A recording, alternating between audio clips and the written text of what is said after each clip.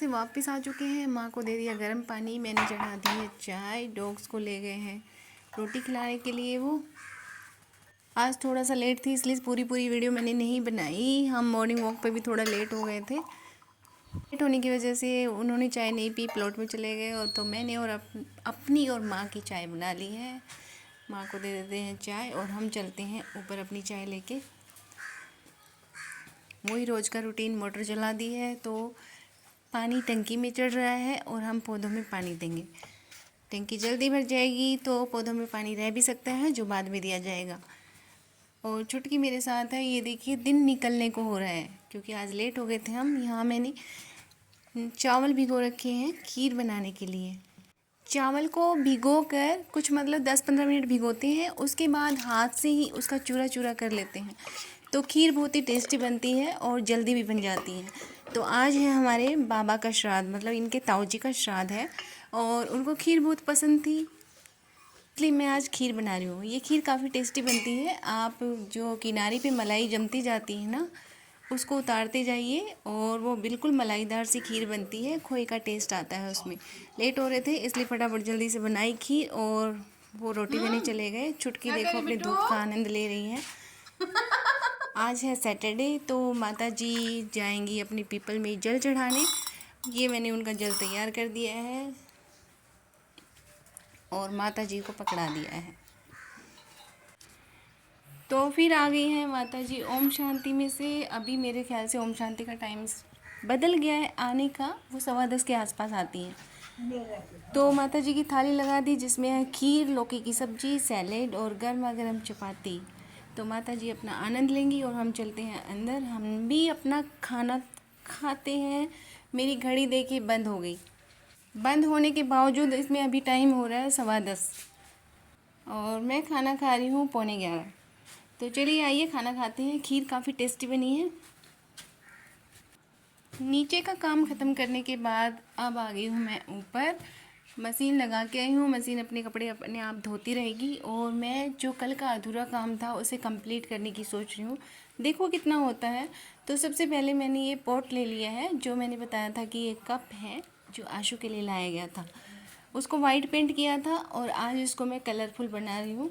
तो पहले मैंने येलो बना लिया, उसके बाद थोड़ा मेहंदिया कलर लिया, थोड़ा सा ऑरेंज लिया और इसमें मन चाही शेप दे देंगे। उसके बाद परमानेंट मार्कर से मैंने ये ब्लैक कलर की इसकी पत्तियां बना दी हैं। और ये देखिए कलरफुल प्यारा सा हमारा पॉट रेडी हो गया है। दिखने में ये बहुत ही प्यारा लग रहा था। आपको कैसा लगा बताइएगा ज़रूर। और अब मैं ले आई हूँ महात्मा बुद्ध के स्टैचू को।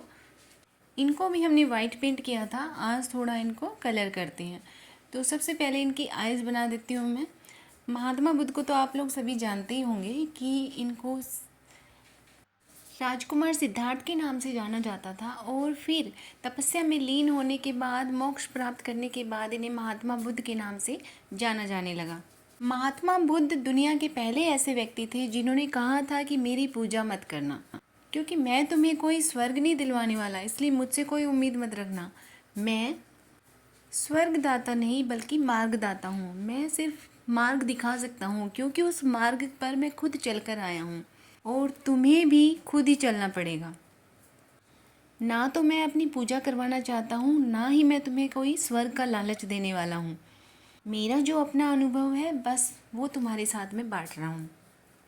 डॉक्टर भीमराव अंबेडकर भी इन्हीं का अनुसरण करते हैं।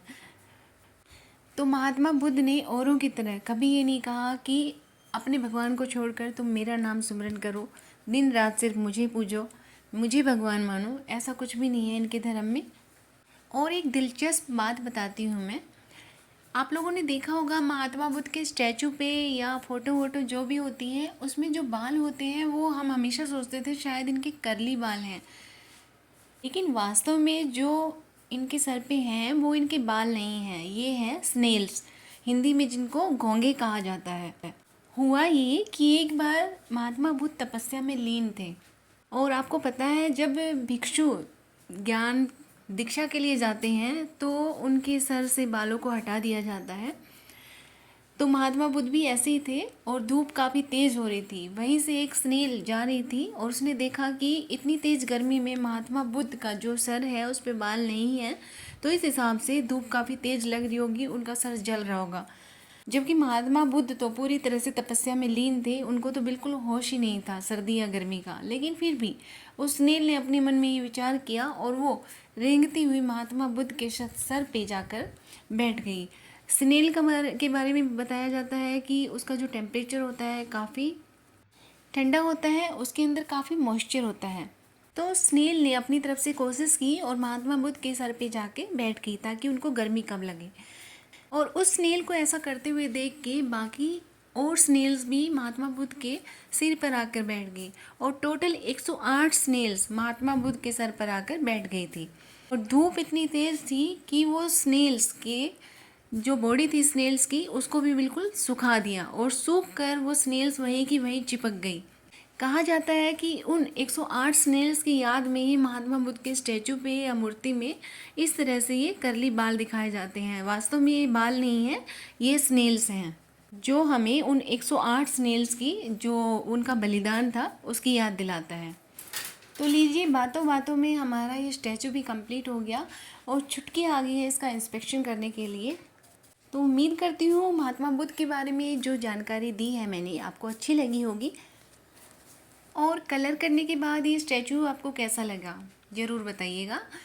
कलर करने के बाद ज़्यादा अच्छा लग रहा है या पूरा वाइट था तब ज़्यादा अच्छा है? मेरे को तो ये कलर करने के बाद भी बहुत सुंदर लग रहा है और जब पूरा वाइट था तब भी बहुत अच्छा लग रहा था। और इनकी जो आँखें हैं वो बिल्कुल बोलती हुई सी लगती हैं। तो महात्मा बुद्ध के बालों की सच्चाई आप लोगों को आज पता ही चल गई होगी। इसे औरों के साथ भी शेयर कीजिए ताकि औरों को भी कुछ नया पता चले। नहीं तो हमारी तरह जैसे हम बचपन से यही समझ रहे थे कि खाली बस ये उनके करली हेयर्स हैं और एक्चुअल में ये है उनके बाल नहीं हैं जबकि स्नेल्स हैं। अभी हम इस पर थोड़ा गोल्डन ग्लिटर्स और लगाएंगे ताकि इसमें थोड़ी सी शाइन आ जाए और ये रात को भी चमकता हुआ दिखे। तो चलिए अब आगे अपनी मटकी की हालचाल ले लेते हैं। जैसा कि आपने देखा मटकी को पूरा वाइट कर दिया था मैंने। अब वाइट के बाद इसमें हम रेड कलर करेंगे। ये बिल्कुल सिंपल सा डिज़ाइन बना रही हूँ मैं, इससे कोई पेंटिंग नहीं आती, वो भी आराम से बना सकता है। तो इस तरह से पहले हमने रेड लाइन लगाई और उसके बाद इस तरह से हम सर्कल से बनाते जाएंगे। अगर ब्रश से सर्कल ना बने आपसे तो पहले हम एक पेपर पे ड्रॉ करके और पेपर की कटिंग लेके और फिर इस तरह से हम डिज़ाइन बना सकते हैं पेंसिल से। उसके बाद ये काम आपके लिए काफ़ी इजी हो जाएगा। इसे बनाना बहुत ही आसान है और इसलिए मैंने बिल्कुल आसान सा डिज़ाइन लिया है।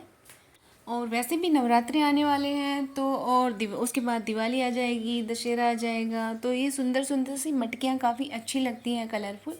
इनको हम किसी भी ढंग से डेकोरेट कर सकते हैं। उसके बाद इसमें हम लेस लगा सकते हैं, मिरर लगा सकते हैं और कोई कलर जो आपको अच्छा लगता हो उसमें ऐड कर सकते हैं, फ्लावर्स वगैरह बना सकते हैं। मतलब एक बार जब इस काम को हम स्टार्ट करते हैं ना तो ये लगा लो हमारे अंदर आइडियाज़ अपने आप दिमाग में आते चले जाते हैं और हमें पता भी नहीं चलता कब हमने एक सुंदर सा डेकोरेट पीस बना दिया है। ये देखिए हमारी सिंपल सी मटकी तैयार हो गई है। अभी ये कंप्लीट नहीं है, इसमें मैं कुछ और भी करूँगी। अभी मेरा टाइम हो गया रैबिट के पास जाने का, तो मैं चलती हूँ। उम्मीद करती हूँ आज की वीडियो आपको अच्छी लगी होगी। अच्छी लगी हो तो लाइक शेयर कमेंट करना ना भूलें और मेरे चैनल पे नए हैं तो सब्सक्राइब करना ना भूलें क्योंकि आगे मैं बहुत अच्छी अच्छी वीडियो डालने वाली हूँ। तो मिलते हैं कल। Tata bye bye. खुश रहिए, स्वस्थ रहिए, हंसते रहिए, मुस्कुराते रहिए, गुनगुनाते रहिए और खुशियाँ बांटते रहिए।